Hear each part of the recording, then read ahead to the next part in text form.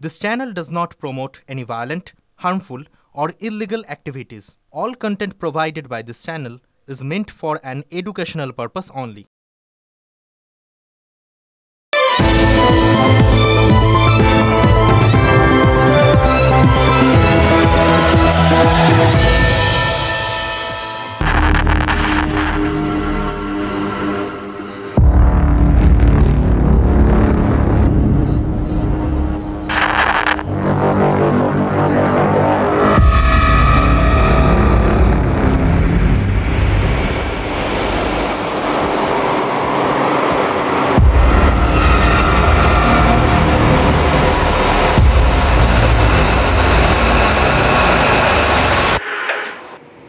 যেখানে বাঘের ভয় সেখানে সন্ধে হয়, এই প্রবাদের সঙ্গে তো আমরা পরিচিত। কিন্তু একই সন্ধ্যায় একই বাড়িতে যে ওই চিতাবাঘ আর ভাল্লুক ঢুকে পড়তে পারে, সেটা কিন্তু এই উটির এই যে ভিডিওটা দেখলেন, এটা উটির, সেখানকার এই ভাইরাল ভিডিওটা না দেখলে কেউ বিশ্বাস করতে পারতাম না, জানেন তো। এবং সত্যি কথা বলতে কি, একই বাড়িতে একটু আগে পরে হয়তো দুটো আলাদা জায়গা দিয়ে, একজন ডান পাশ দিয়ে আরেকজন বাঁ পাশ দিয়ে, একজন দেওয়াল টপকে আরেকজন দেওয়ালের ফাঁক গলে ঢুকেছে, কিন্তু একই বাড়িতে তো ঢুকেছে কিছুক্ষণ আগে পরে। এবং এটা সিসি ক্যামেরায় ধরাও পড়েছে, দেখে মনে হচ্ছে না একদিনে না হলেও আমাদের রাজ্যেও তো অনেকটা এই ধরনের ঘটনাই ঘটেছে। আমাদের রাজ্য একটাই রাজ্য, সেখানে কয়েকদিন আগে পরে দুটো একটু ভিন্ন রাস্তা। আগে ভোর রাতে শাহজাহানের ডেরায় হানা দিয়েছিল ইডি, আর আজ ভোর রাতে এনআইএ হানা দিয়েছিল পূর্ব মেদিনীপুরের ভূপতিনগরে। কিন্তু একই ধরনের যাত্রায় পৃথক ফল হয়নি, একই ফল হয়েছে। একইভাবে আক্রান্ত হয়েছে দুদলের সঙ্গেই ছিল কেন্দ্রীয় বাহিনী। এখানেই সবথেকে বড় অস্বস্তি, জানেন তো। যেখানে কেন্দ্রীয় বাহিনী বা এজেন্সিরই কোনো নিরাপত্তা নেই, সেখানে আপনার আমার কী হবে বলুন তো। তাই আমাদের ইস্যু বা প্রশ্ন আজকের জন্য, এই 100% বুথে কেন্দ্রীয় বাহিনী থাকলেও ভোট শান্তিপূর্ণ হবে তার গ্যারান্টি দেওয়া যাবে তো? এই তো দেখলেন কেন্দ্রীয় বাহিনীর অবস্থা। নির্বাচন কমিশনের পরিকল্পনা হচ্ছে প্রত্যেক বুথেই ভোট গ্রহণের দিন 4 জন করে সিআরপিএফ জওয়ান মোতায়েন করা হবে। এই 4 জন তারা কি বুথে হামলা ঠেকাতে পারবে? এই তো প্রথমে সন্দেশখালী সরবেরিয়া, তারপর পূর্ব মেদিনীপুরের ভূপতিনগর। বাংলার এই দুটো জায়গাতেই কিন্তু কেন্দ্রীয় বাহিনীর অ্যাসিড টেস্ট হয়ে গেছে। যাদের ওপর চোখ বন্ধ করে ভরসা করে রয়েছেন ওই বিরোধী দলের নেতা থেকে শুরু করে নির্বাচন কমিশনের আধিকারিকরা, তারা কিন্তু এই দুটো জায়গাতেই কঠিন পরীক্ষার মুখে পড়েছেন এবং প্রায় একই রকমভাবে প্রায় প্রহরিতই হয়েছেন আর কি। ওই সরবেরিয়ায় শেখ শাহজাহানের বাড়ির বাইরে ইডির ওপর হামলা ওই কেন্দ্রীয় বাহিনীর জওয়ানরা তো ঠেকাতে পারেনি, বরং সিআরপিএফ জওয়ানদের কয়েকজনকে গত 5ই জানুয়ারি ওই ঘটনার সময় আমরা রক্তাক্ত হতে দেখেছি। অটো টোটো যে যেখানে পেরেছেন কোনো রকমে উঠে পালাচ্ছেন। আজ কাঁথির ভূপতিনগরে কি দেখলাম, 2022 সালের 2রা ডিসেম্বর এই ভূপতিনগরেই তো বিস্ফোরণ হয়েছিল। অভিযোগ উঠেছিল যে স্থানীয় তৃণমূল নেতা রাজকুমার মান্নার বাড়িতে নাকি বোমা বাঁধা উঠছিল। এবার সেটা অনেকের বক্তব্য ওটা বাজিও ছিল, ওটা বোমা নয়, যা হয় আর কি। ওটা বোমা নয় বাজিকে বোমা বলে রাজনৈতিক ভাষায়, না বোমাকে রাজনৈতিক ভাষায় বাজি বলা হয়। এই রাজনৈতিক ব্যাখ্যাগুলো আমরা এখনও ঠিক বুঝে উঠতে পারিনি। সুতরাং এগুলো যাদের তদন্ত করার দায়িত্ব তারা পরিষ্কার করে বলুন, তদন্ত করে তারপর আমরা নিশ্চিত হব। কিন্তু মোদ্দা ঘটনাটা হচ্ছে যে ওখানে বিস্ফোরণটা ঘটেছিল। এই বিস্ফোরণের ঘটনায় হাইকোর্টের নির্দেশে তদন্ত করছে এনআইএ। এবার তদন্তকারীদের সন্দেহ হচ্ছে যে ভূপতিনগরে এই বোমা তৈরির সঙ্গে যোগ রয়েছে চরণ মাইতি এবং মনোব্রত জানা বলে 2 তৃণমূল কর্মীর। এরা দুজনেই মূল চক্রী বলে দাবি করেছে এনআইএ। আজ ভোরবেলায় এই দুজনের বাড়িতেই তো তদন্তকারীরা গিয়েছিলেন, এদেরই ধরতে গেছিলেন হয়তো। এবার এনআইএর দাবি হচ্ছে মনোব্রত ও জানার বাড়ির কাছে তাদের ওপর চড়াও হয় স্থানীয়রা। হামলায় গাড়ির কাঁচ ভাঙে, একজন কেন্দ্রীয় তদন্তকারী অফিসার নাকি আহত হয়েছেন। অর্থাৎ সেই একইভাবে সরবেরিয়ার পর এ রাজ্যে আবার কর্তব্যরত কেন্দ্রীয় সরকারি কর্মীদের ওপর হামলার ঘটনা ঘটল, রক্ত ঝরল। এবং দুটো ঘটনাই হলো কেন্দ্রীয় বাহিনীর জওয়ানদের উপস্থিতিতে, সেই জওয়ান যাদের উপর এই লোকসভা ভোটের এই বুথগুলো আগলানোর দায়িত্ব রয়েছে এবং আপনার আমার মতো ভোটারদের নিরাপত্তা দেওয়ার দায়িত্ব রয়েছে। তাহলে একটা কথা ভাবুন তো, ভোটের আগে তাদেরই নিরাপত্তাটা এভাবে বিঘ্নিত হচ্ছে কেন? এই প্রশ্নের উত্তর খোঁজা কি আমাদের ইস্যু নয়? অবশ্যই আমাদের ইস্যু। আমরা বলেছি না, আমাদের নিরাপত্তা যারা নিশ্চিত করতে রাজ্যে আসছেন সেই কেন্দ্রীয় বাহিনীর জওয়ানদের নিরাপত্তাটা তো আগে সুনিশ্চিত হোক, তাতে রাজ্যের মান সম্মান কিছুটা বাঁচে। আর ভবিষ্যতে আমরা যদি খানিকটা বাঁচতে পারি বা আমাদের তারা কিছুটা বাঁচাতে পারেন, তাহলে তো ব্যাস, ওর থেকে বেশি চাওয়া বা আমাদের ইস্যু আর কিচ্ছু থাকতে পারে না।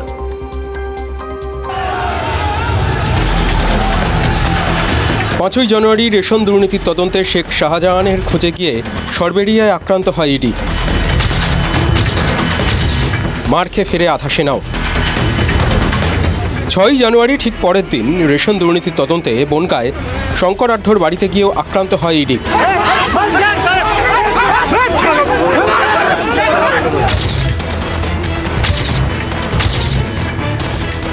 6ই এপ্রিল আবার আক্রান্ত কেন্দ্রীয় দল। কেন্দ্রীয় বাহিনীর নিরাপত্তার মধ্যেও আক্রান্ত এনআইএ। ভূপতিনগরে ভাঙচুর ন্যাশনাল ইনভেস্টিগেশন এজেন্সির গাড়ি। 3 মাসের ব্যবধানে 3বার আক্রান্ত কেন্দ্রীয় এজেন্সি। কেন এনআইএ ভূপতিনগরে? 2022 ডিসেম্বরে ভূপতিনগরের নায়রাবিলা গ্রামে বিস্ফোরণ হয়। স্থানীয় তৃণমূল নেতা রাজকুমার মান্নার বাড়িতে বিস্ফোরণ হয়েছিল। বিস্ফোরণে নিহত রাজকুমার মান্না, বুদ্ধদেব মান্না ও বিশ্বজিৎ গায়েন। হাইকোর্টের নির্দেশে 2023 সাল থেকে তদন্তে এনআইএ। পরে এনআইএ বিবৃতি দিয়ে জানায়, ভূপতিনগরের বিস্ফোরণে বলাই মাইতি ও মনোব্রত জানা সরাসরি যুক্ত। রাজকুমার মান্নার বাড়িতে দেশি বোমা তৈরি ষড়যন্ত্রে তারা সরাসরি যুক্ত ছিলেন। শুক্রবার ভোররাতে 5 জায়গায় তল্লাশির পর বলাই মাইতিকে গ্রেপ্তার করে এনআইএ। গোলমাল বাঁধে মনোব্রত জানার বাড়িতে পৌঁছানোর পর। অভিযোগ, স্থানীয়দের একাংশ এনআইএকে বাধা দেয়। হামলায় গাড়ি ভাঙচুর হয়। এক আধিকারিক জখম হন বলেও অভিযোগ করেছে এনআইএ। সরবেরিয়ায় শাহজাহানকে ছাড়াই ফিরেছিল ইডি। ভূপতিনগরে অবশ্য বলাই মনোব্রতকে গ্রেপ্তার করেই কলকাতার পথে রওনা দেয় এনআইএ। বলাই তৃণমূলের বুথ সভাপতি, আর মনোব্রত স্থানীয় তৃণমূল কর্মী। এনআইএর অভিযোগ অস্বীকার করে মনোব্রত স্ত্রীর পাল্টা অভিযোগ, মহিলা ছিল জোর করে ঢুকে কাপড় টাপড় ছিঁড়ে টিড়ে মারধর করেছিল। ঠেলে ঠেলে তো ঢুকেছি, ওকে নিয়ে গেছিল বলে বিক্ষোভ দেখে যাও, কিন্তু ওদের গায়েও টাচ করা হয়নি। এবার কি হবে? ভূপতিনগরের তদন্ত বাধা পাবে নাকি আরও গতি বাড়াবে কেন্দ্রীয় এজেন্সি? দেখুন, ইডির ওপর যারা হামলা করেছিল নির্দ্বিধায় তাদের আমরা দুষ্কৃতী বলেছিলাম, কিন্তু ভূপতিনগরে সেখানে ওই এনআইএর ওপর যারা হামলা করলো তারা সবাই কি দুষ্কৃতী, নাকি স্থানীয়দের ভিড়ে মিশে থাকা কয়েকজন দুষ্কৃতী? আসলে কেন বলছি জানেন, এই ছবিগুলো খেয়াল করে দেখুন, ভূপতিনগরের যে ছবিগুলো আজকে সকাল থেকে আমরা দেখাচ্ছি, যদি খুব ভালো করে খেয়াল করেন তাহলে দেখবেন ওই ন্যাশনাল ইনভেস্টিগেশন এজেন্সি আর কেন্দ্রীয় বাহিনীকে ঘিরে রেখেছেন স্থানীয় মহিলারা, এবং তাদের মধ্যে কয়েকজন তো রীতিমতো তেড়ে যাচ্ছেন সিআরপিএফ জওয়ানদের দিকে। মহিলাদের কয়েকজনের হাতে মোটা মোটা লাঠি রয়েছে। 2007 সালে নন্দীগ্রামে যখন আন্দোলন হয় তখন গ্রামে পুলিশ ঢুকলে এভাবেই কিন্তু মহিলাদের এগিয়ে দেওয়া হতো বলে অভিযোগ উঠত। ভূমি উচ্ছেদ প্রতিরোধ কমিটি তারাই এই কাণ্ডটা ঘটাচ্ছে, এবং সেটা করছে যাতে কোনোভাবে পুলিশ আর এগোতে না পারে। পূর্ব মেদিনীপুরের রাজনীতিতে মানে এই মহিলাদের সামনে রেখে প্রতিরোধ বা আন্দোলন গড়ে তোলার ইতিহাস বা তার একটা প্রাথমিক পরিকল্পনা বা ঐতিহ্য, যেভাবেই দেখুন না কেন, সেটা একটা আছে আর কি, হোমওয়ার্ক করা আছে। সেটাই আজকে এই ছবিটা দেখে মনে পড়ে গেল। দেখুন, এমনিতে মহিলা তো মায়ের জাত, তাই না? তারা স্বভাবগতভাবেই একটু প্রোটেক্টিভ, নিজেদের সন্তানকে, নিজেদের পরিবারকে তারা আগলে রাখেন। এবার মহিলাদের এই প্রতিরোধী স্বভাবটা, এটাই কি রাজনীতি তার নিজের স্বার্থে ব্যবহার করছে? আজ ভূপতিনগরে হামলার পর সেটা বুঝে নেওয়াটা মনে হচ্ছে প্রয়োজন, আরও বেশি প্রয়োজন। ওই বললাম, সামনে লোকসভা নির্বাচন, সেখানে কোনো কারণে যদি এই মহিলাদের গায়ে হাত পড়ে তাহলে তো সেটা মানে পাল্টা যদি কোনো রকম প্রত্যাঘাত আর কি এরকম একটা কিছু যদি ঘটে তাহলে তো সেটা আগে তাদের ওপর হবে। সেক্ষেত্রে কিন্তু সেটা আরও অনেক বড় ইস্যু, এবং সেটা ওই এর আগে আমরা অতীতেও বারবার দেখেছি যে আলটিমেটলি এই মানে উল্টো ঘটনাটাই অনেক বেশি প্রচার পেয়ে যায়। এবার খেয়াল করে দেখুন যে এর আগে যখন সরবেরিয়ায় কেন্দ্রীয় বাহিনী আক্রান্ত হয়েছিল, তাদের সঙ্গে কিন্তু অস্ত্র ছিল। অত মানুষের সামনে তারা কিন্তু অস্ত্র ব্যবহার করেননি, সংযমের পরিচয় দিয়েছিলেন। কারণ কোথাও গিয়ে হয়তো তাদের মাথায় এই অঙ্কটা ছিল যে ওখানে তারা যদি কোনোভাবে প্রত্যাঘাত করেন, তার ফল এবং তার প্রতিক্রিয়া অনেক বড় হয়ে যেতে পারে। তাই তাদের নিজের আহত হয়েও তাদের সংযম দেখাতে হয়েছিল। এখানেও কিন্তু সেই সম্ভাবনাটাই ছিল। খেয়াল করে দেখুন, ঠিক এই কারণেই একটা সময় শুভেন্দু অধিকারী তিনি কিন্তু রীতিমতো ট্রোলিংয়ের শিকার হয়েছিলেন, কারণ তিনি কোনোভাবেই মহিলা পুলিশ কর্মীকে তার কাছাকাছি আসতে দিতে রাজি হননি।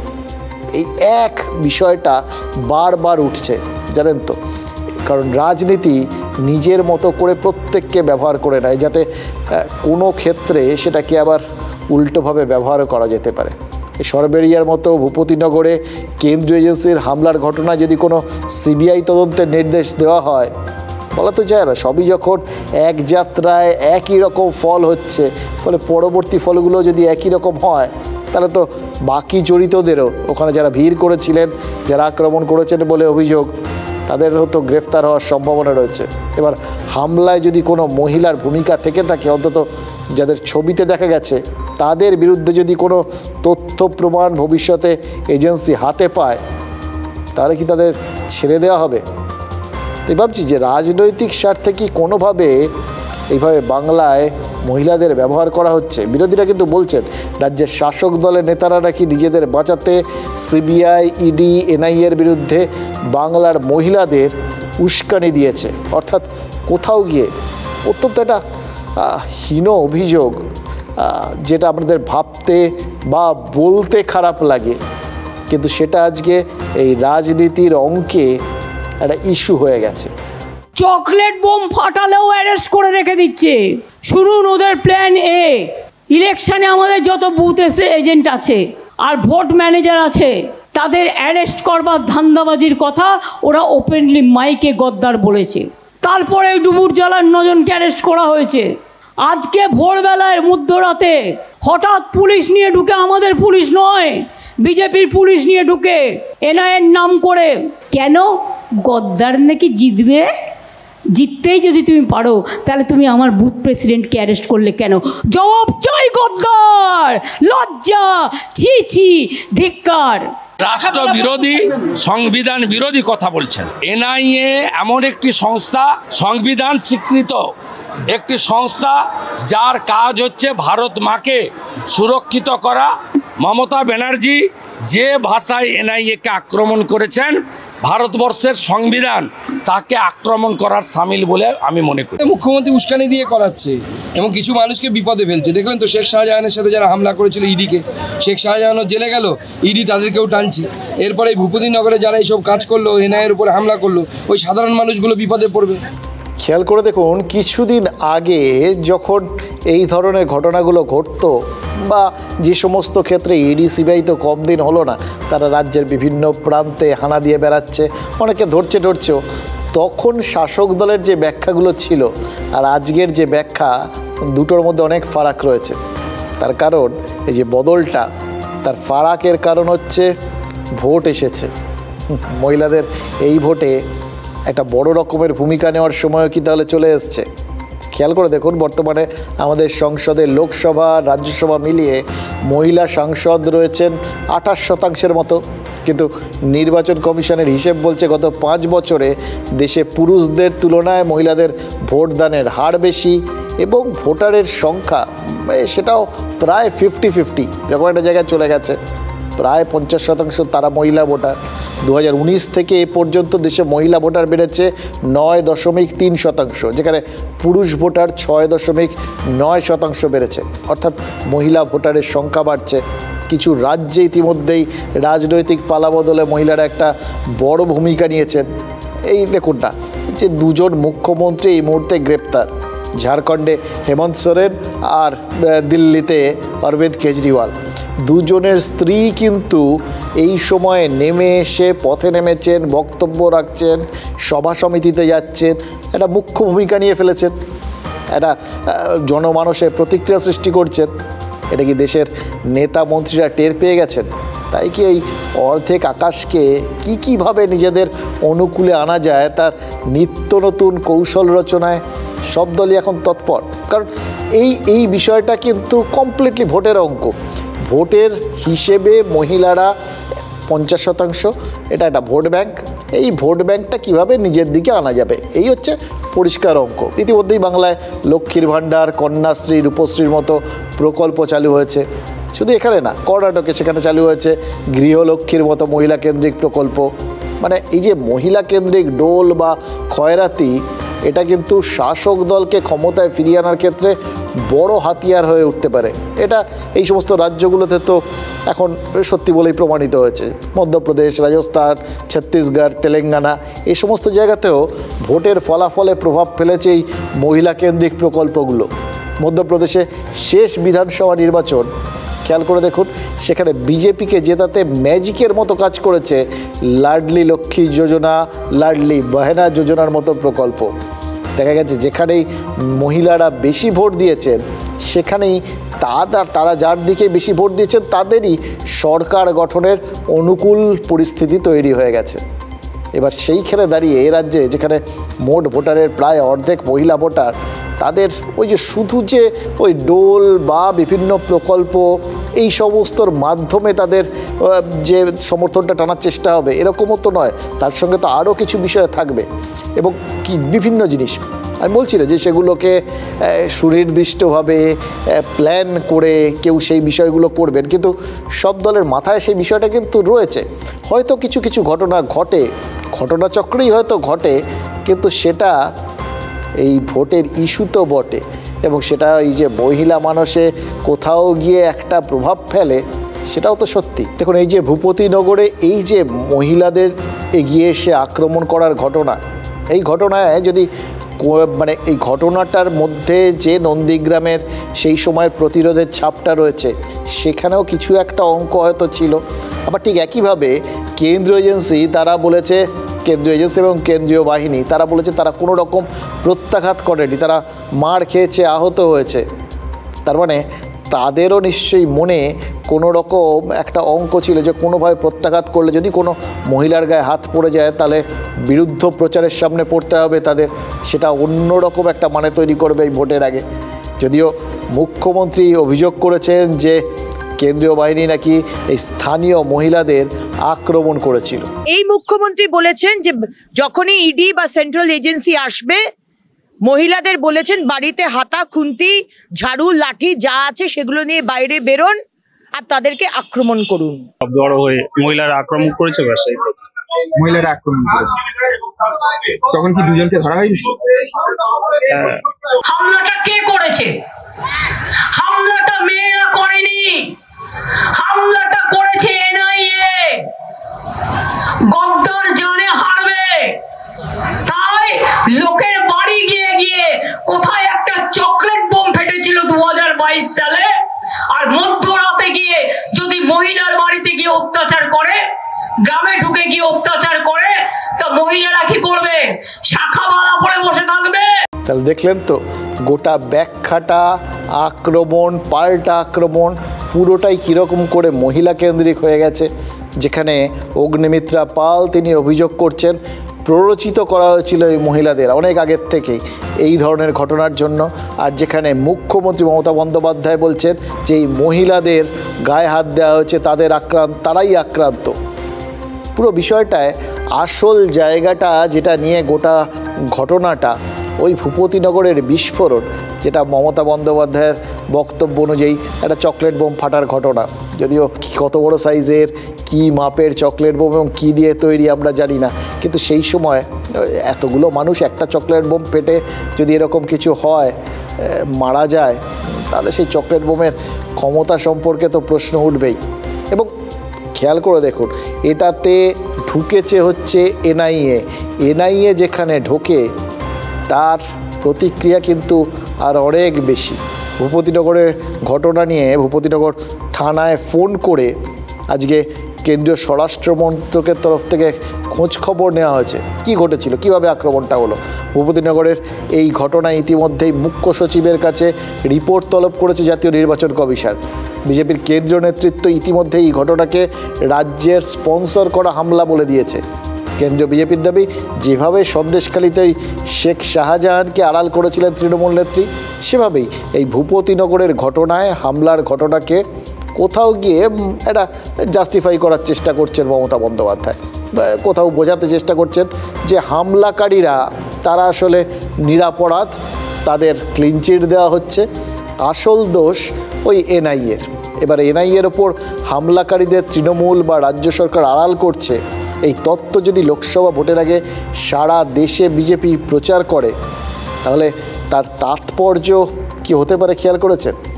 আর একটা জিনিস ভেবে দেখুন, ওই বলছিলাম কেন্দ্রীয় এজেন্সিগুলোর মধ্যে এনআইএর ব্যাপারটা কিন্তু একটু বেশি স্পর্শকাতর, কারণ জাতীয় স্বার্থ সংক্রান্ত বিষয় যেখানে থাকে, এই ধরুন কোথাও গিয়ে বিশাল আকারের কোনো বিস্ফোরণ যেটার সাথে জাতীয় নিরাপত্তার কোনো যোগাযোগ থাকতে পারে, বিঘ্নিত হওয়ার একটা সম্ভাবনা থাকতে পারে, বা ধরুন অনুপ্রবেশ, এই রকম সব বিষয় নিয়ে এনআইএ তদন্ত করে।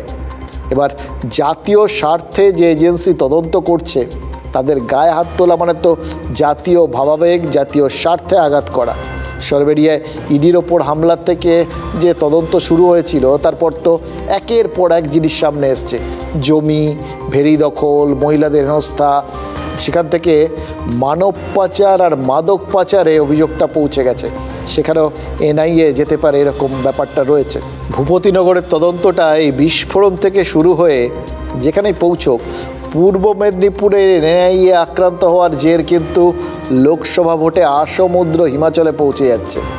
এটা কি তৃণমূল আর তৃণমূলের জোট সঙ্গীদের পক্ষে খুব একটা স্বস্তির বিষয় হচ্ছে? সেটা সম্ভবত অনুমান করতে পেরেছেন তৃণমূল নেত্রী, সেই জন্যই কিন্তু খুব সুস্পষ্টভাবে তিনি এই গোটা বিষয়টা একটা রাজনৈতিক উদ্দেশ্য প্রণোদিত এবং আরও ঘুরিয়ে বললে তার দলের শক্তিহানির একটা চেষ্টা বলে বর্ণনা করেছেন এবং বলেছেন একদম ব্যাখ্যা করে যে দুজন ধরা পড়েছে তার মধ্যে একজন তৃণমূল কর্মী, আরেকজন তাদের বুথ সভাপতি, তাদের ধরা হয়েছে তাদের ভোট সংগঠনকে দুর্বল করে দিতে।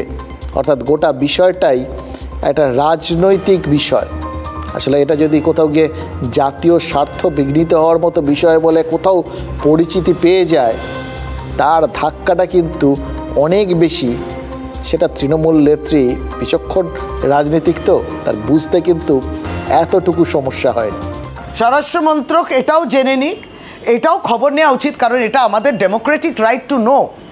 হ্যাঁ, আরটিআই যুগে যে কেন দুজন বিজেপি লিডার এনআইএর এসপি মিস্টার ডিআর সিং এর বাড়িতে নিউ টাউনে দেখা করে কি বলেছেন, নিউ টাউনে বাড়িতে কি, ওটা তো অফিসিয়াল মিটিং বাড়িতে, এটাও স্বরাষ্ট্রমন্ত্রককে দেখতে হবে। আমরা এই খবরটা আমরা রাখি, খবরটা পেয়েছি, উদ্দেশ্য রয়েছে। বিভিন্ন জায়গায় বোমা বিস্ফোরণ হচ্ছে, এমনকি কলকাতার উপকণ্ঠে যখন বোমা বিস্ফোরণ হলো, সেখানে যে মশলা পাওয়া গেল, যে বারুদ পাওয়া গেল বা কেমিক্যালস পাওয়া গেল, রাদার আই শুড সে, সেই সমস্ত কেমিক্যালস ইন্ডিয়ান আর্মির গ্রেনেড বানাতে ব্যবহৃত হয়। আমরা কি হাতে হাত বেঁধে বসে থাকবো? দেশটা কোথায় যাবে? মমতা বন্দ্যোপাধ্যায় তো দুবাই পালিয়ে যাবেন, ওনার দুবাই মাঝে মাঝেই চান, উনি যান, ওনার ভাইপো আরো বেশি চান। পশ্চিমবঙ্গবাসী কোথায় যাবে, কোথায় পালাবে? আমরা তো পালাতে পারবো না। তো দেশটাকে তো আফগানিস্তান হতে দিতে পারি না, ভারতবর্ষটাকে তো ভারতবর্ষই রাখতে হবে। পরপর দুটো বক্তব্য, আর সেই দুটো বক্তব্যের মধ্যে দিয়েই আপনাদের সামনে কিন্তু পরিষ্কার হয়ে যাচ্ছে যে কিভাবে কোন দিক থেকে কে এই বিষয়টাকে তুলে ধরতে চাইছেন। তৃণমূলের মন্ত্রী শশী পাজা, এর আগেও তখন তৃণমূল মুখপাত্র ছিলেন কুণাল ঘোষ, তার যে বক্তব্য ছিল সেই বক্তব্য একই লাইনে, যে কোথাও গিয়ে এনআইএর সঙ্গে বৈঠক করে তাদের হাতে তৃণমূল কর্মীদের একটা লিস্ট তুলে দেওয়া হয়েছে, সেইটার ভিত্তিতে এই ধরপাকড় চলছে যাতে তৃণমূলকে দুর্বল করে দেওয়া যায়, তাদের ভোট সংগঠনকে কোথাও গিয়ে দুর্বল করে দেওয়া যায়। আর ঠিক সেই জায়গায় সুকান্ত মজুমদার, বিজেপির রাজ্য সভাপতি, তিনি স্পষ্ট ভাষায় জানাচ্ছেন যে এমন সব মশলা বিভিন্ন জায়গায় বিস্ফোরণে ব্যবহৃত হচ্ছে যেগুলো ওই গ্রেনেড ফ্রেনেড তৈরির মতো, মানে যেটা সেনাবাহিনী ব্যবহার করে বা সন্ত্রাসবাদীরা ব্যবহার করে, যেভাবেই দেখুন তার মধ্যে মানে এই রকম শক্তিশালী বিস্ফোরক সব ব্যবহার হচ্ছে। অর্থাৎ একদল বলছেন জাতীয় স্বার্থ বিঘ্নিত হচ্ছে, এটাই বিজেপির প্রচারের লাইন হবে। এই ঘটনার পর তো আরও বেশি করে বাড়বে যে যেখানে জাতীয় স্বার্থ বিঘ্নিত হয় এবং যারা বিঘ্নিত করে তাদের তৃণমূল কোথাও গিয়ে আশ্রয় দিচ্ছে বা তাদের প্রোটেক্ট করার চেষ্টা করছে, বাঁচানোর চেষ্টা করছে, আড়াল করার চেষ্টা করছে। আর ঠিক সেই জায়গাতে তৃণমূলের বক্তব্য তারা ওইখান থেকেই ধরছেন যে আগের থেকেই তারা জানতেন, তারা এই জন্যই আগেভাগে বলে রেখে দিয়েছিলেন।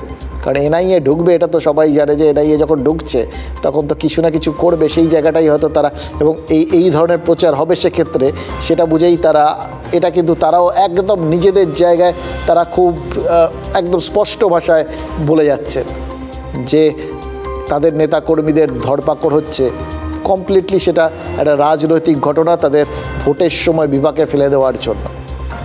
পাল্টা প্রশ্ন উঠছে, মুখ্যমন্ত্রী সেই প্রশ্ন তুলেছেন।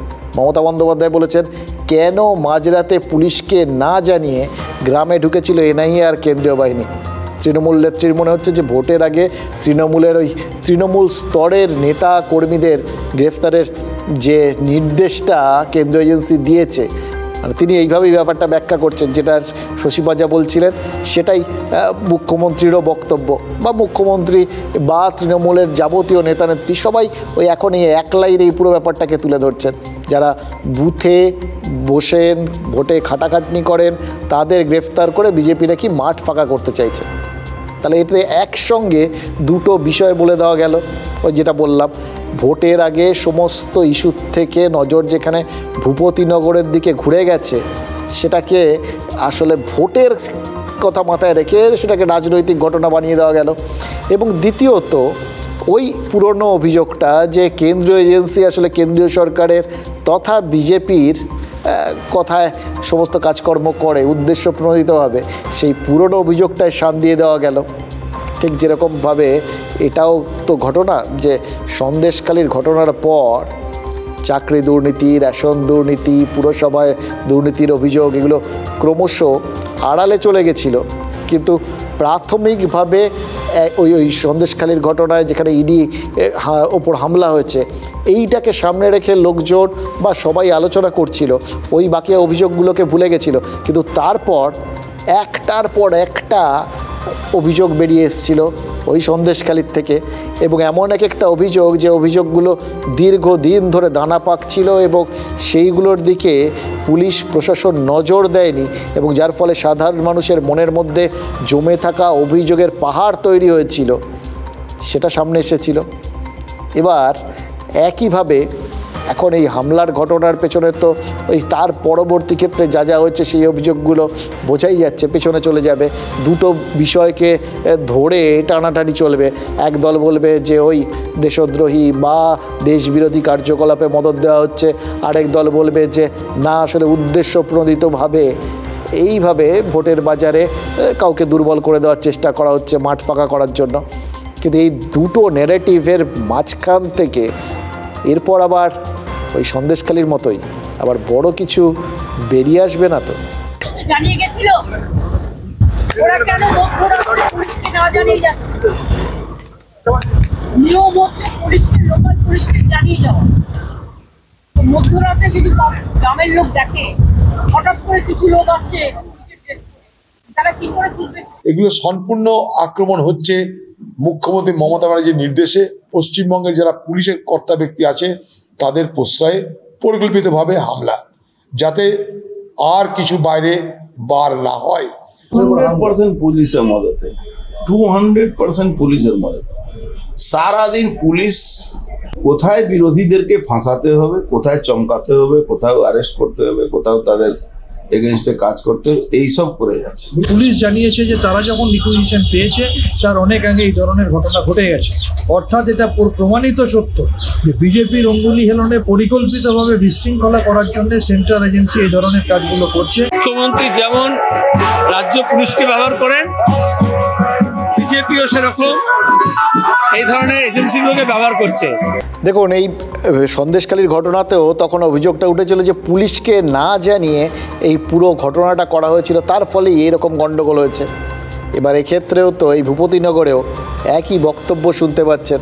পূর্ব মেদিনীপুরের পুলিশ সুপার দাবি করেছেন যে তারা খবর পেয়েছিলেন, ঠিক যেরকম ওখানে সন্দেশখালীতে পুলিশ বলেছে তারা খবর পেয়েছিল, কিন্তু তারা পৌঁছানোর আগেই ওখানে ইডি এবং কেন্দ্রীয় বাহিনী আক্রান্ত হয়ে গেছিল। এখানেও তাই, পূর্ব মেদিনীপুরের পুলিশ সুপারের দাবি যে তারা যখন খবর পেয়ে যান, পুলিশ গ্রামে পৌঁছয়, তার আগেই এনআইএ 2 তৃণমূল নেতাকে গ্রেফতার করে ফেলেছিল, আর তারপর স্থানীয় ক্ষোভের মুখে তাদের পড়তে হয়েছিল। পুলিশ ঘটনাস্থলে পৌঁছানোর আগেই এইসব কিছু ঘটে যায়, এটা বলেছে দুটো জায়গাতেই। কিন্তু দুটো জায়গাতেই পুলিশ কি দায়টা পুরোপুরি এই বলে এড়িয়ে যেতে পারে? যে ঘটনাকে কেন্দ্র করে এত কিছু ঘটে গেল, 2 বছর আগের সেই বিস্ফোরণের ক্ষেত্রে কারোর কিছু কি গাফিলতি ছিল না? পুলিশের কি জানার কথা ছিল না কি করে বিস্ফোরণ ঘটার মতো পরিস্থিতি তৈরি হচ্ছে? অত বড় একটা বিস্ফোরণ, তার জন্য তো অনেক বিস্ফোরক লাগে। অতটা বিস্ফোরক যে জড়ো করা হয়েছে, অত কিছু, সে বাজি বোমা যাই হোক, অভিযোগ এনআইএর বোমা, এবার পুলিশ বা শাসক দলের বক্তব্য বাজি যাই হোক, সেটা যে অসতর্কভাবে ওইভাবে তৈরি হচ্ছিল, সেই খবরটা যদি সময় মতো পুলিশ পেত, তাহলে তো ওই বারুদ টারুদ সহ সবাইকে গ্রেফতার করে ফেলতে পারতো, অন্তত ব্যবস্থা নিতে পারতো। তাহলে তো অন্তত এই প্রাণহানিগুলো হতো না, এই বিস্ফোরণও ঘটতো না। নাকি খবর পেলেও কিছু কিছু ক্ষেত্রে পুলিশ বাধ্য হয় হাত গুটিয়ে রাখতে। এবার এই দুটো পরিস্থিতির মাঝখানে আরও একটা জিনিস, সেটা কিন্তু উঠে আসছে, জানেন তো, সেটা হচ্ছে যে এই যে একটা অভ্যেস হয়ে যাচ্ছে না লোকজনের, কোথাও গিয়ে আপাতত বারবার তারা দেখছেন, আলোচনা শুনছেন, জানছেন, কেন্দ্রীয় বাহিনী বা কেন্দ্রীয় এজেন্সি, যেগুলোকে আমরা এতদিন প্রবল ভয় পেতাম, কিন্তু মানে পুলিশকেই আমরা ভয় পাই। সিআইডি পিআইডি শুনলে তো অনেকে হার্ট অ্যাটাক করে ফেলতেন, এখনও করে ফেলেন অনেকেই, আপনার আমার মতো সাধারণ মানুষের তো কোনো কথাই নেই। কিন্তু সেখানে সিবিআই, ইডি, এই সমস্ত তো বিরাট ব্যাপার, তার সাথে ওই কেন্দ্রীয় বাহিনী, এখনও তো মানে সবাই তো ভরসা করে বসে আছেন যে কেন্দ্রীয় বাহিনী রুট মার্চ করবে, তাহলেই সব ঠান্ডা হয়ে যাবে, কেউ কিচ্ছু করবে না। সেখানে তাদের গায়ে হাত তোলা যায় প্রয়োজন হলে যখন তখন, এবং তাও ওই গ্রামাঞ্চলে এরকমভাবে, এটা লোকজনের একটা কোথাও গিয়ে ওই ভয় আর ভক্তি তত্ত্বটা বলি না, সেই ভয় আর ভক্তি দুটোই ভেঙে দিচ্ছে না তো? এবার তার প্রভাবটা যদি এরপর, কারণ এ তো একটা রোগের মতো ছড়াতে থাকে, তখন বাজ বিচার করে না কেউ, একই রকমভাবে ওদের এগেনস্টে করা যায়, তাহলে পুলিশের এগেনস্টেও করা যায়, সিআইডির এগেনস্টেও করা যায়। কোথাও গিয়ে একটা মাৎসন্যের মতো একটা পরিস্থিতি তৈরি হবে না তো? এটা কিন্তু খুব ভয়ের এবং আশঙ্কার একটা বিষয়, এই টেন্ডেন্সিটা খুব ভয়ঙ্কর। এবার এর মাঝখানটা এই যাবতীয় কিছুর মধ্যে সব থেকে আরামে রয়েছেন বা সুবিধাজনক জায়গায় রয়েছেন আর কি রাজনৈতিক অবস্থানগত দিক থেকে, সেটা হচ্ছে সিপিআইএম। এই সিপিআইএমের রাজ্য সম্পাদকের বক্তব্য শুনলেন তো, মোহাম্মদ সেলিম, তিনি পরিষ্কার এপাশে কেন্দ্রীয় এজেন্সিকে দুষছেন আর ওদিকে পুলিশকেও দুষছেন। তৃণমূল তাদের কেন্দ্রীয় এজেন্সিকে দুষতে হচ্ছে, পুলিশ তাদের ক্ষেত্রে কিছু করে না, ঠিকঠাক কাজ করে। বিজেপি তৃণমূল আর পুলিশকে দোষে, কিন্তু কেন্দ্রীয় এজেন্সি তাদের মধ্যে ঠিকঠাক কাজ করে। মোহাম্মদ সেলিম বলছেন দুটোই, মুখ্যমন্ত্রী যেমন পুলিশকে ব্যবহার করেন, বিজেপিও তেমন এজেন্সিকে ব্যবহার করেন, অর্থাৎ নিজের মতো করে যে যার রাজনৈতিক ব্যাখ্যা বিশ্লেষণ করছেন। সাথে কি বললাম, রাজনৈতিক দলগুলো আপাতত বাকি সব ইস্যুকে পেছনে সরিয়ে ভূপতিনগর নিয়ে ব্যস্ত থাকবে, কেউ আক্রমণ সারাতে, কেউ আক্রমণ রুখতে। কিন্তু আরও একজনের ফাঁকে ব্যস্ত থাকবেন মনে হচ্ছে, জানেন তো, তিনি সবসময় প্রবল ব্যস্ততা খুঁজে নেন, তিনি ব্যস্ততা না থাকলেও ব্যস্ত হয়ে যান। তিনি রাজ্যপাল সিভি আনন্দ বোস, যিনি বলেছেন কেন্দ্রীয় এজেন্সির ওপর হামলার ঘটনা তিনি বরদাস্ত করবেন না। এবার প্রশ্ন হচ্ছে, রাজ্যপাল স্বতঃপ্রণোদিত হয়ে এই ব্যাপারে কত দূর যেতে পারেন? এর আগেও তো ওই যখন সন্দেশখালীতে আক্রান্ত হয়েছিল ইডি আর কেন্দ্রীয় বাহিনী, তখনও এইরকমই কথা বলেছিলেন। এবার ভোট ঘোষণা হয়ে গেছে, এরপর যেরকম নির্বাচিত সরকারের ক্ষমতা অনেকটা কমে যায়, সীমাবদ্ধ হয়ে যায়, রাজ্যপালের গণ্ডিতেও কি আর হাত পড়ে না? ভোট বিধি চালু থাকাকালীন কিছু করার থাকলে কে করবে? নির্বাচন কমিশন নাকি রাজভবন? এটা নিয়েও আবার কোথাও চাপার উত্তর শুরু হয়ে যাবে না তো? আদর্শ আচরণবিধি দেখার দায়িত্ব কিন্তু সংবিধানের, মানে সংবিধানের দিক থেকে সেই দায়িত্ব হচ্ছে নির্বাচন কমিশনের, রাজ্যপালের নয়। দেখুন, প্রাক্তন বিচারপতি অশোক গাঙ্গুলি তিনি রাজ্যপালের সাংবিধানিক ক্ষমতা নিয়ে তো পরিষ্কার বলে দিলেন যে এটা যতটাই থাকুক, কিন্তু এই সময় ক্ষমতাটা নির্বাচন কমিশনের। এই যে ক্ষমতার মাপকাঠি, মানে কার কতটা সাংবিধানিক ক্ষমতা, সেটা নিয়েই তো গত কয়েক মাসে বারবার ওই বিকাশ ভবনের সাথে রাজভবনের সংঘাত হতে দেখেছি আমরা। রাজভবনের মতে রাজ্যের বিশ্ববিদ্যালয়গুলোর অভিভাবক হলেন আচার্য, উপাচার্য, সহ উপাচার্য, রেজিস্ট্রার, প্রত্যেকে তারই নির্দেশ মেনে চলবেন, তিনিই সব করবেন, তিনিই সব ঠিক করবেন। সংবিধান, ইউজিসি, সুপ্রিম কোর্ট সবার নির্দেশে তেমনই বলা রয়েছে বলে রাজভবনের বক্তব্য। আর এ ব্যাপারে রাজ্যের বক্তব্য কমপ্লিটলি উল্টো এবং স্পষ্ট। তাদের যুক্তি, কোনো আলোচনা বা অনুমোদন ছাড়াই যেভাবে একতরফাভাবে আচার্য সিদ্ধান্ত ঘোষণা করেছেন বা সিদ্ধান্ত নিয়েছেন এবং তার রূপায়ণ করার চেষ্টা চালাচ্ছেন, বিশ্ববিদ্যালয়ের কোনো আইনেই আচার্যের এরকম ক্ষমতার কথা বলা নেই। মানে মোদ্দা কথা, যুক্তি আর পাল্টা যুক্তি, এর শেষও নেই, চলছে, শেষ হওয়ার কথাও নয়। রাজনৈতিক টানাপোড়েনেও এই বিষয়টা জারি থাকবে এবং এর সঙ্গে রাজনৈতিক টানাপোড়েনও কি একদমই থাকবে না, কিন্তু এর ফাঁক গলে আরও কিছু মেধা রাজ্যের বাইরে চলে যেতে পারে। জানেন তো, এমনিতেই আমাদের এখান থেকে কেউ খুব একটা থাকতে চান না মেধাবীরা, এটাই সব থেকে বড় চিন্তা। আর এই যে পরিস্থিতি তৈরি হচ্ছে, যে ওর সঙ্গে লড়াই করছে, রাজায় রাজায় যুদ্ধ হচ্ছে, উলুখাগড়া হিসেবে ছাত্ররা বা ছাত্রীরা, মানে শিক্ষার্থী কুল, তারা মাটিতে গড়াগড়ি খাচ্ছে। এরপর তারা আর কি ভালো কিছু করবেন বা ভালো কিছু আশা করবেন বলুন তো? মাঝখান থেকে কি আমাদের ভবিষ্যৎ নিয়ে একটা বড় প্রশ্নচিহ্ন উঠে যাচ্ছে না? এবং এইটা যেখানে পরিস্থিতি, যেখানে আমাদের ভবিষ্যৎ সেটাই বিঘ্নিত হওয়ার একটা এত বড় সম্ভাবনা, সেই বিষয়টার থেকে বড় কোনো ইস্যু হয় কি? তাই এই বিষয়ে কিছু কথা তো বলবোই, তুলে ধরবো এই ইস্যুটাই, কারণ এই ইস্যুর কথা আজ না বললেই নয়।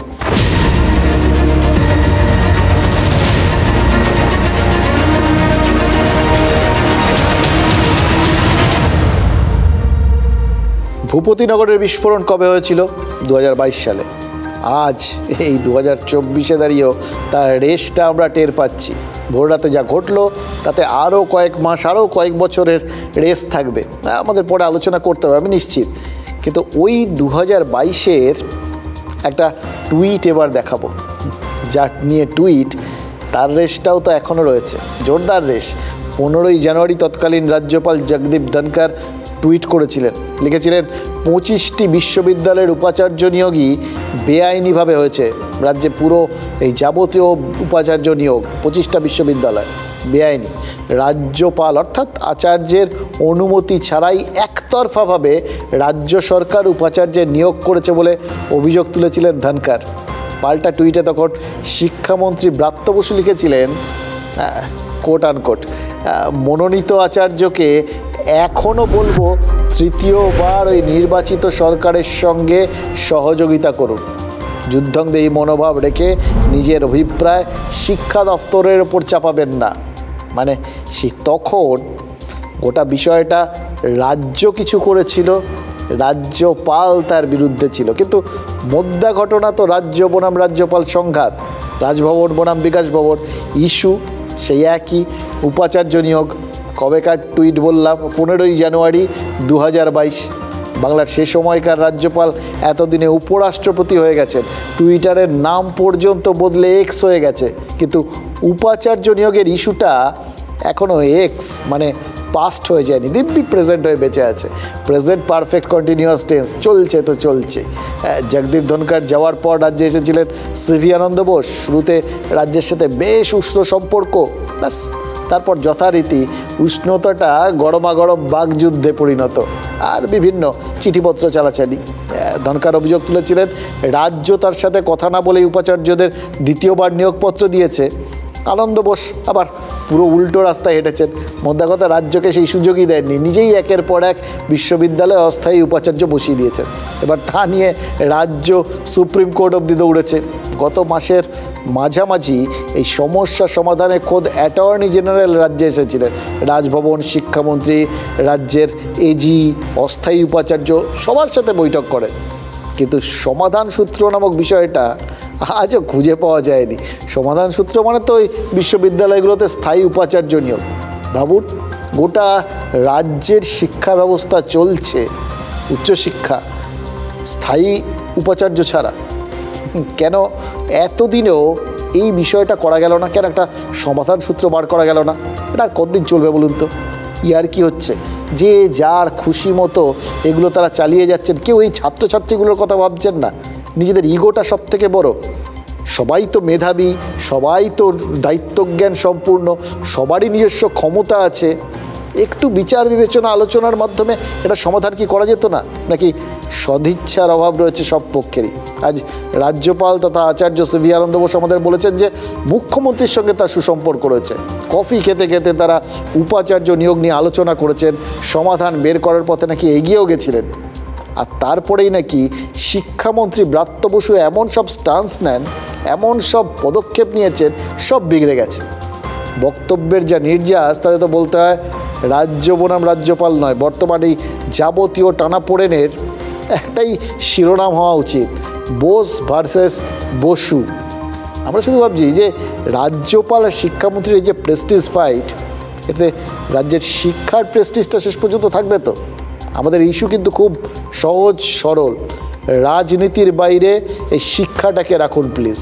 Good relation which is there between the head of the state, the governor, and head of the government, the chief minister, is sought to be maligned and destroyed by this act of deliberate act of, I do not say, or permission or commission from the education minister. That should not happen. I would like to close this chapter. I would like olive branch to be there.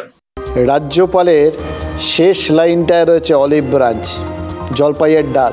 এমনিতে গোটা বিশ্বের ইতিহাসে এই olive branch বা জলপাইয়ের ডালের একটা বড় ভূমিকা আছে। গ্রিক, রোমান ইতিহাস যেখানেই তাকান, এই অলিভ ব্রাঞ্চকে শান্তির প্রতীক হিসেবে দেখা হতো। জলপাই এই যে পাতার মুকুট, সেটা ওই অলিম্পিকে যারা জিতত তাদের মাথায় পরিয়ে দেওয়া হতো। কয়েক দশক আগেও এই প্যালেস্টাইনের সাথে শান্তি চেয়ে জলপাই পাতার প্রস্তাব নিয়ে রাষ্ট্রপুঞ্জে হাজির হয়েছিলেন ইয়াসের আরাফাত। তার সেদিনের মন্তব্য ইতিহাসে পাকাপাকিভাবে জায়গা করে নিয়েছে। আরাফাত বলেছিলেন, do not let the olive branch fall from my hand. আমার হাত থেকে এই অলিভ পাতার যে ডালটা, এটাকে পড়ে যেতে দেবেন না। রাজ্যপাল সিভি আনন্দ বোসের মুখেও কিন্তু সেই অলিভ ব্রাঞ্চের কথা, শান্তির কথা বলেছেন।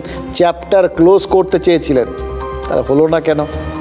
যাকে কাঠগড়ায় তুলেছেন তার ব্যাখ্যা কী, সেটার সদুত্তর অবশ্য একজনই দিতে পারেন, তিনি শিক্ষামন্ত্রী ব্রাত্য বসু। নর্মালি এই যখন কথাবার্তা আমি বলতে বসি, তখন যার সঙ্গে কথাবার্তা বলি তার একটা পরিচয় করিয়ে দিই।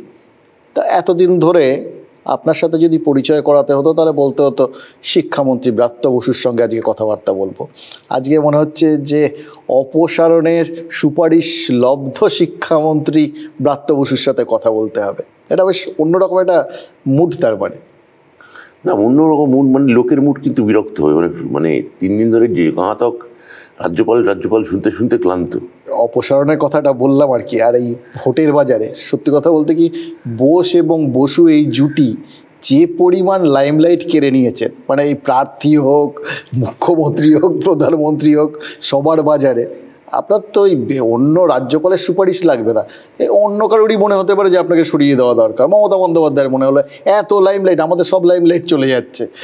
হ্যাঁ, এটা মমতাদি এরকম মনে হবে না, সেটা আমার মনে হয় না মুখ্যমন্ত্রী এরকম মনে হবে। এটা উনি এরকম একটা হাওয়ায় যেরকম হুমকি দেন মাঝে মাঝে, যাদবপুরের ক্ষেত্রে দিয়েছিলেন ওম প্রকাশ মিশ্র, এখন আবার একটা বিচার বিভাগীয় তদন্তর হুমকি দিয়েছেন গোটা বিশ্ববিদ্যালয়গুলোর সবার বিরুদ্ধে। আর আগের দিন যেটা আপনি বলছেন, সেটা থেকে উনি আবার পিছিয়েও এসছেন, মানে দুটো টুইট করে যেমন ব্যাক করেছেন, গতকাল আবার বলেছেন যে না, আমি ঠিক ওই রকম সুপারিশ করছি না, যে অভিযোগ এসছে আমি কার কাছে আমি পাঠিয়ে দিয়েছি, কার কাছে পাঠিয়ে দিয়েছেন সেটাও খুব পরিষ্কার নয়। কিন্তু একটা জিনিস দেখলাম, মানে ছোটবেলায় যখন আমাদের হাতে খড়ি হয়েছে তখন আমাদের হাতে খড়িটা সম্পর্কে তো কারোরই সম্যক ধারণা ছিল না, মনেও নেই ন্যাচারালি। বড় হয়ে যখন দেখতাম বাবা মায়েরা এই হাতে খড়ি নিয়ে ভীষণ উতলা, বিরাট ব্যাকুলতা, তখন মনে হতো যে এই ছেলেপুলেগুলো তো জানে না কি হতে চলেছে এরপর কতগুলো বছর। কিন্তু এই তাৎপর্য যে এটার বিরাট আছে, এরকম এফেক্টিভ হাতে খড়ি, সেটা এই এতদিনে বুঝলাম। রাজ্যপালকে আপনারা হাতে খড়ি দেওয়ালেন, তিনি আপনাদের এরকম সব সুপারিশপত্র এবং সুমধুর চিঠি লিখে যাচ্ছে। তা হাতে খড়ি যদি এরকম এগুলো দিয়ে যদি উনি প্র্যাকটিস করেন তাহলে সেটা বলবো উনি প্র্যাকটিস করুন, কিন্তু সে সুপারিশ তো আসছে না। ফলে হাতে খড়ির একটা মাহাত্ম্য হচ্ছে এই যে উনি যেটা লিখছেন সেটা আবার প্রত্যাহার করছেন। মানে হাতে খড়ি হওয়ার পর যেটা হয় কাটা ছেঁড়া চলে, যে আমি এটাকে লিখবো, হ্যাঁ, যে ওই অ থেকে লি পর্যন্ত, যে আয়ে কি আপেল লিখবো না ওটা একটু পিছিয়ে নিই, কারণ আপেল বা আঙুর সেটা মাঝে মাঝে টকও হতে পারে, সেটা উনি সম্যক বুঝেছেন। এবার ধরুন ছোটোবেলার থেকে যেটা আরেকটা জিনিস শুনতাম, বাংলা ভাষাটা তো খুব সমৃদ্ধ, আপনার সাথে বাংলা ভাষা নিয়ে কথা বলাটা খুব টাফ জায়গা আর কি, কারণ যেরকম শশী থারুর সবাইকে ইংরেজি ভাষা বলতে গেলে যে ইংরেজি ভাষা বলে যে আনন্দ, হ্যাঁ, শুনে যে আনন্দ, বাংলা আমার ছাপোষা বাংলায় কি আপনারা সেই আনন্দ পাবেন? এটা আঞ্চলিক ভাষা, সারা পৃথিবীতে যদিও এখন পঞ্চম ভাষা, কিন্তু আমরা তো সেই মাহাত্ম্য দিতে পারিনি নিজেদের ভাষাকে। আমি অবশ্য বাংলা বলতে শুনতেও আমার খুব ভালো লাগে, শুনতে ভালো লাগে, পড়তে ভালো লাগে আপনার, এবং আপনার পারদর্শিতা এগুলো নিয়ে জাস্ট কোনো কথা হবে না, এগুলো আমার সত্যিও আমি বারবার বলি আর কি, সেটা নিয়ে। কিন্তু সেগুলোকে এত সুন্দরভাবে ইউজ করেন, মাঝে মধ্যে বহু লোকের মাথার ওপর দিয়ে চলে যায়, সেটা আলাদা কথা। এই যে ধরুন রাজায় রাজায় যুদ্ধ হয়, উলুখাগড়ার প্রাণ যায়, এত সুন্দর একটা কথা বাংলায় রয়েছে, খুব ক্লিশেড, বহু ব্যবহৃত, কিন্তু আছে। এবার শিক্ষাক্ষেত্রে আমাদের রাজা হচ্ছে না, আপনি শিক্ষামন্ত্রী, আচার্য, রাজ্যপাল, এই দুজন রাজা। রাজ্যপালের পাতা ফাঁদেই পা দিচ্ছেন। গণতন্ত্রে কোনো রাজা হয় না, উনি নিজেকে রাজভবনে থাকেন বলে রাজা ভাবছেন, কেননা ওটার পেছনে একটা ঔপনিবেশিক প্রেক্ষাপট আছে। আপনি জানেন বিশ্ববিদ্যালয়গুলো আগে চ্যান্সেলর গভর্নর জেনারেল হতেন, বাংলার ক্ষেত্রে সাধারণত ছোটলাট, যার নাম ছিল মানে হারবার্ট, কখনো হারবার্ট, তারপর হারবার্টের আগেও তারপরেও একজন ছোটলাট ছিলেন, হারবার্ট মারা গিয়েছিলেন 45 সালে বোধ হয়। যাও তো সেই ছোটলাটের পদটাই গভর্নর জেনারেল থেকে পাল্টে গভর্নর করা হলো, এবং যেহেতু স্বাধীনতার আগে বিশ্ববিদ্যালয়গুলি ওই ছোটলাট বা বিশ্ববিদ্যালয়ে গভর্নর জেনারেল দেখতেন রাজ্যের, সেই উত্তরাধিকার, কলোনির উত্তরাধিকার আমরা বহন করলাম। ফলে উনি নিজেকে রাজা ভাবছেন, আমরা কেউ রাজা নই। আমি জাস্ট ওই ওটার সঙ্গে মিলিয়েই আপনাদের না হয় বললাম, কিন্তু যেটা আমরা কোনোদিন জানতে পারি, রাজা জনগণই আমাদের। না, এই ক্ষেত্রে উলুখাগড়াকে সেটা বিচার্য, আমরা না হয় আপাতত যে দুজন আপনারা নিয়ামক সব থেকে ওপরে রয়েছেন তাদের কথাই ধরি আর কি। উনি বুঝতে পারছেন না, এখানে প্রতিপক্ষ নেই, ওনার হচ্ছে ছায়ার সাথে কুস্তি করে গাত্রে হলো ব্যথা। উনি একটা ছায়ার সঙ্গে অলিক ছায়াবাজি করে যাচ্ছেন যে আমি বিশ্ববিদ্যালয় চালাবো।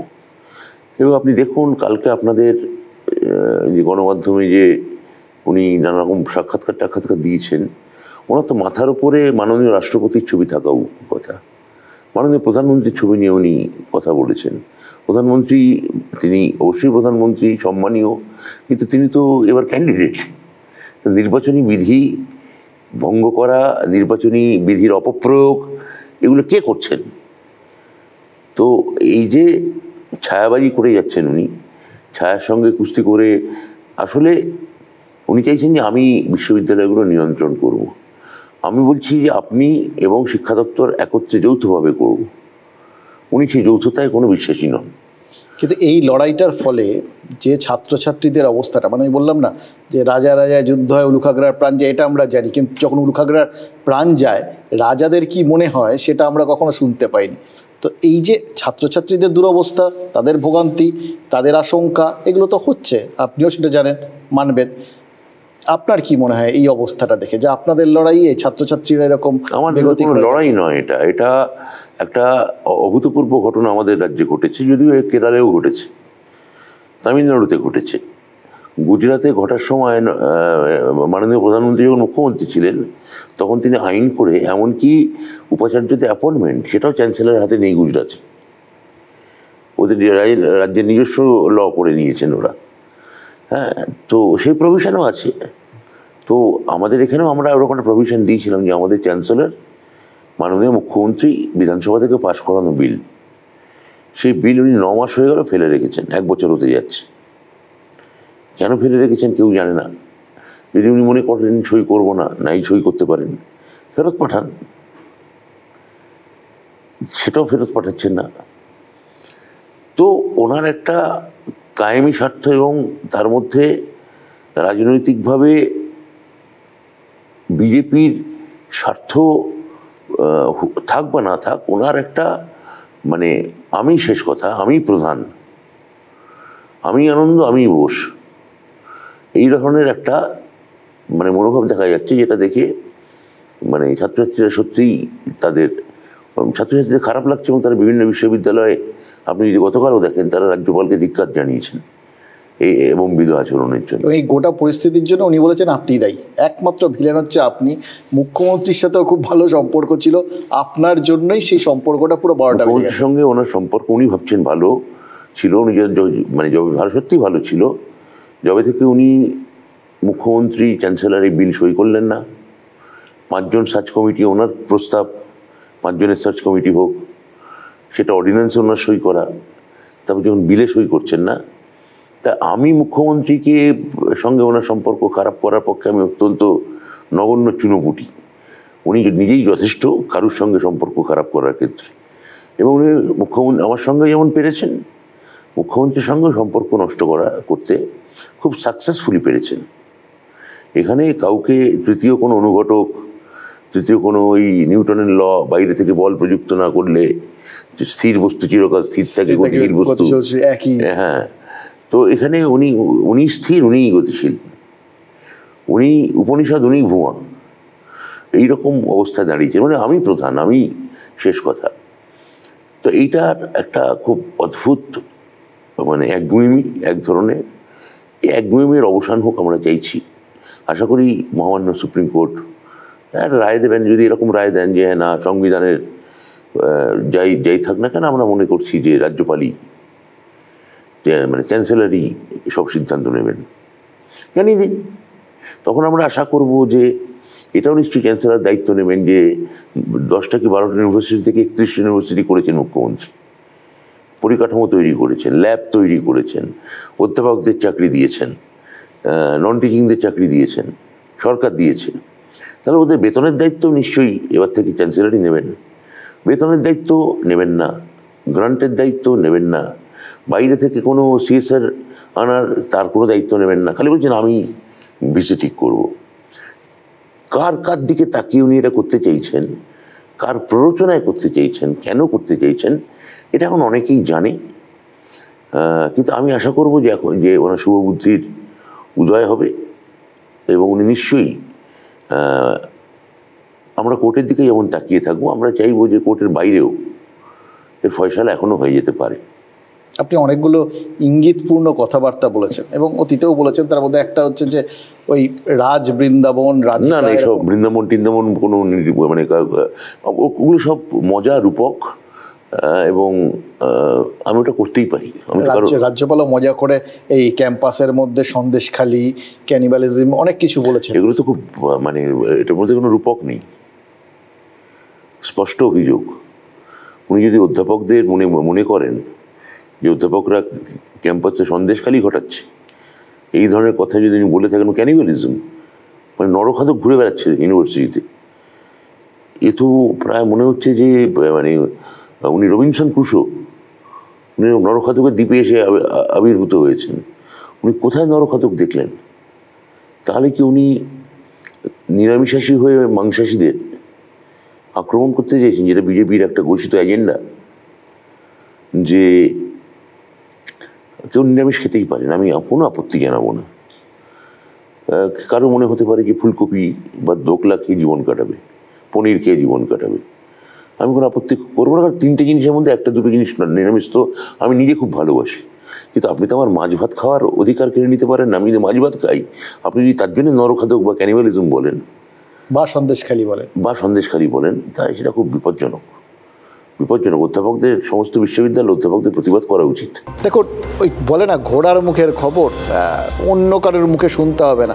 সরাসরি যারা জড়িত, আজকে একই দিনে তাদের দুটো একান্ত সাক্ষাৎ, সরাসরি তাদের সাথে কথাবার্তা বলে দুটো ইন্টারভিউ নিয়ে আপনাদের সামনে তুলে ধরলাম। পরিষ্কার বুঝতে পারছেন যে তারা কি বলতে চেয়েছেন, কোন জায়গায় গোটা বিষয়টা আটকে আছে। সত্যি কি পরিষ্কার করেছেন? তাও না বিষয়টা। ফলে এই উচ্চশিক্ষা নিয়ে এই দড়ি টানাটানি এটা কিন্তু চলবে, কিন্তু এর ফাঁকে কি এমন কোনো ইস্যু রয়েছে যেটা সবার চোখ এড়িয়ে যাচ্ছে, নজর এড়িয়ে যাচ্ছে, যেগুলো আদতে আমাদের ইস্যু? এই ধরুন, আজ থেকে ঠাকুরনগরে শুরু হলো বারুণী মেলা, মতুয়াদের বাৎসরিক উৎসব। এই উৎসবে এপার বাংলা তো বটেই, বাংলাদেশ থেকেও ভক্তরা আসেন। ঠাকুরনগরে লক্ষাধিক মতুয়ার সমাগম হয়। এত বড় উৎসব, তাও আবার ভোটের সময়। রাজনীতি হবে না? এমনিতে তো মতুয়া সমাজে এই মুহূর্তে মানে কে সংঘাধিপতি, কার ক্ষমতা বেশি, এই নিয়ে কে কোথায় ফান্ড কি করেছেন সেই সমস্ত নিয়ে মামলা মোকদ্দমা অবধি চলছে, এবং যুযুধান দুপক্ষ মানে তৃণমূলের রাজ্যসভার সাংসদ মমতা বালা ঠাকুর আর গাইঘাটার বিজেপি বিধায়ক সুব্রত ঠাকুর, দুজনেই বলছেন উৎসবে রাজনীতির নো এন্ট্রি। শুনে মনে হচ্ছে এতদিনে বোধহয় রাজনীতি নিজের সীমাবদ্ধতা বুঝলো, কোথাও গিয়ে একটা থামা উচিত বা কোথাও গিয়ে ঢোকা উচিত নয়। নাহলে এই রকম সময় যখন ঠাকুরবাড়ির দখলদারি নিয়ে জল আদালত পর্যন্ত গড়িয়েছে, এই মহাসংঘের তহবিল কার হাতে থাকবে তা নিয়ে মামলা লড়ছেন সুব্রত ঠাকুরের দাদা বনগাঁর বিজেপি প্রার্থী শান্তনু ঠাকুর এবং মমতা বালা ঠাকুর। তারা উৎসবে এরকম সংযম দেখাবেন, এটা ভাবতেও কীরকম লাগছে জানেন তো। কিন্তু এটাই আমাদের ইস্যু। আমরা আবার বলছি, নেতাদের শুভবুদ্ধির উদয় হোক। কখনো কখনো তারা এরকম সংযম দেখার, সব কিছুর মধ্যে প্লিজ রাজনীতিটাকে ঢুকিয়ে ফেলবেন না। পুজো পার্বণ, উৎসব, এসবে রাজনীতি না হয় নাই নাক গলালো। রাজনীতির কোনো প্ল্যাটফর্ম নয় এটা ঠাকুরবাড়ি এবং ভক্ত এবং ভগবানের মহামিলনের জায়গা। রাজনীতির জায়গা রাজনীতি, পরিবারে নিয়ে তারা ঠাকুরের ভক্তরা সব জায়গা আসে, আমরা পরিষেবাটা দিই।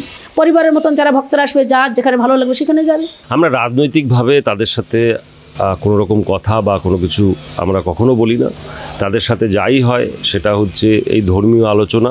দেখুন, এই মতুয়া সমাজের মধ্যে ভাঙনটা ক্রমশ আরও কতটা চওড়া হবে, আরও কত ধস নামবে, কে কোন দিকের ধসকে বাড়িয়ে দেবেন, এ সমস্ত নিয়ে লড়াই কিন্তু চলবে। হয়তো উৎসব যেই মিটে যাবে, আবার সেই লড়াইটা শুরু হবে।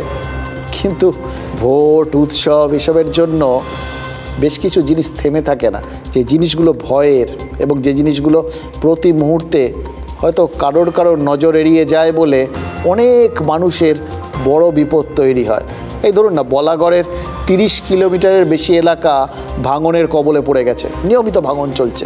স্থানীয় বাসিন্দারা চাইছেন কেন্দ্র আর রাজ্য সরকার হাতে হাত মিলিয়ে কাজ করুক, কিন্তু সেটা কবে আর করবে বলুন তো। এই তো ঘাটালের উদাহরণ রয়েছে আমাদের সামনে। ঘাটাল মাস্টার প্ল্যানও তো রাজ্য আর কেন্দ্রের হাতে হাত মিলিয়ে করার কথা ছিল। প্রায় 4.5 দশক কেটে গেছে, কিন্তু মাস্টার প্ল্যান ওই মাস্টার স্ট্রোক হয়ে রয়ে গেছে, সেটা শুধু ওই ভোটের সময় বেরোবে বলে। বলাগড়ের ভাঙন, এটাও তো দীর্ঘদিনের সমস্যা। এটার দিকে কবে নজর দেবেন নেতারা?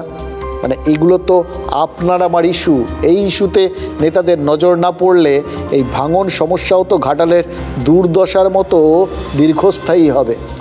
কিন্তু ঘাটালে প্রত্যেক বছর মানুষজন কোথাও গিয়ে কিছু সময়ের জন্যে হলেও, যখন বন্যা টন্যা থাকে না তখন একটু হয়তো শান্তি পান, কিন্তু যারা এই নদীর ধারে বসত করেন তারা নেতাদের এই উদাসীনতার শিকার হলে দীর্ঘস্থায়ীভাবে ওখানে আর থাকতেও পারবেন না। এই কথাটা কিন্তু বুঝে নেওয়ার সময় এসছে। এই ইস্যুগুলোর দিকে তাই নেতাদের চোখ খুলে রাখাটা উচিত। গোটা বছর সারা সময় ভোট থাকুক চাই না থাকুক, এই ইস্যুটা মানুষের ইস্যু, এটা মাথায় রাখা উচিত।